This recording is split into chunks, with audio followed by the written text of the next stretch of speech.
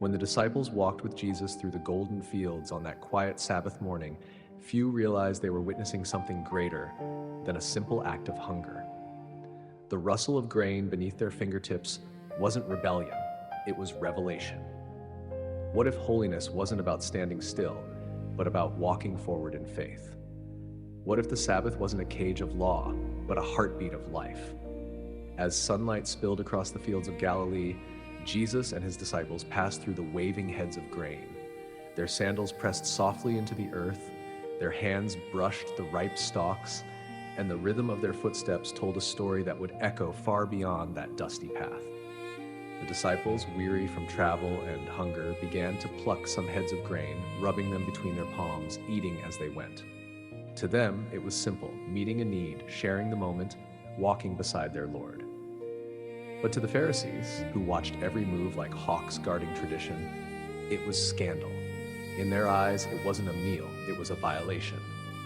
"Look," they said, "why are they doing what is unlawful on the Sabbath?" The accusation hung in the air like a shadow over sunlight. To the Pharisees, the Sabbath was sacred ground fenced in by laws. Do not work, do not reap, do not even touch what might be considered labor. But Jesus did not see the Sabbath as a boundary. He saw it as a bridge. Turning to them, he didn't raise his voice. He didn't argue in anger. He simply spoke with a clarity that still resonates centuries later. Have you never read what David did when he and his companions were hungry and in need? And in that single question, Jesus pierced through layers of human rule-keeping to reveal divine truth. He reminded them of David entering the house of God and eating the consecrated bread, bread meant only for priests because hunger spoke louder than ritual. Mercy triumphed over restriction. Compassion fulfilled the law's true purpose. The Sabbath was never meant to bind humanity. It was meant to bless it. The Sabbath was made for man, Jesus said, not man for the Sabbath.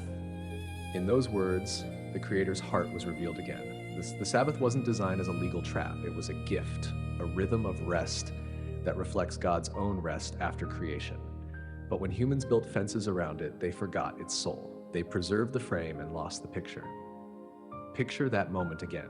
The disciples moving through the fields, the Pharisees' disapproval hanging like clouds, and Jesus, calm yet firm, walking steadily, unshaken. His steps through that field were not just steps of a teacher defending his followers. They were the footsteps of the Lord of the Sabbath reclaiming his creation. Every grain of wheat he brushed was a declaration. The Son of Man has authority, even over time itself. In those few moments, the tension between law and love, ritual and relationship was exposed in full light. The Pharisees' eyes were fixed on rules. Jesus' eyes were fixed on people. They saw broken regulations. He saw hungry hearts. To them, holiness was measured by separation. To him, holiness was lived out through compassion. What makes this story powerful is not the arguments, the movement. Jesus didn't stand still in debate theory. He kept walking. Through the fields, through misunderstanding, through judgment, through history itself. The image of him striding calmly across the Sabbath fields is more than symbolic, it's prophetic. It shows us that God's grace moves. It doesn't freeze in law, it flows through mercy. Every stalk of grain became a sermon without words. Every handful the disciples took was a statement that the kingdom of God is not about empty ritual, but about fullness of life. The Pharisees clung to regulation. Jesus revealed restoration. He didn't abolish the Sabbath, he fulfilled it. In him, rest was no longer a day, it was a person. True rest was walking beside him, trusting him, being known by him. And yet, how many of us still live trapped like the Pharisees? How many cling to performance, to proving our worth, to keeping every spiritual checkbox ticked while missing the gentle whisper of grace? The lesson of that field calls to us still. Don't trade presence for performance. Don't worship the shadow when the light has come. When Jesus said the Son of Man is Lord even of the Sabbath, he was not just making a theological point. He was redefining what holiness means in motion. The Sabbath was the symbol of God's rest after creation. But now the Creator himself walked among creation, restoring what sin had broken. He was showing that the ultimate rest is not about inactivity, it's about intimacy, resting in his authority, trusting his purpose. The disciples didn't understand it all that day. They simply followed him, step by step through the fields, listening, learning, living. But their obedience, even in confusion, was enough. Sometimes faith isn't about having all the answers. It's about walking the path beside the one who does. In this story, we're invited to walk too, through our own fields of responsibility and routine, through our Sabbath moments when life demands we stop, listen, and rest, not in perfection, but in His presence. The Lord of the Sabbath walks still, whispering, "Come to me, all who are weary, and I will give you rest." This rest isn't a pause from life, it's a new way of living it. The Pharisees rested from work. Jesus calls us to rest from striving, to cease trying to earn God's favor and instead to live from it, to stop building fences around grace and start walking freely in it. In our modern world, where every day feels like endless labor, mental, emotional, spiritual, this truth is revolutionary. Jesus isn't just Lord of the ancient Sabbath, He's Lord of your rest right now. He's Lord of your time, your heart, your pace. He doesn't invite you to escape your life, He invites you to walk through it with Him, just as those disciples walked through the fields. Each blade of wheat they brushed became a symbol of freedom. Freedom to be human, to be hungry, to be loved.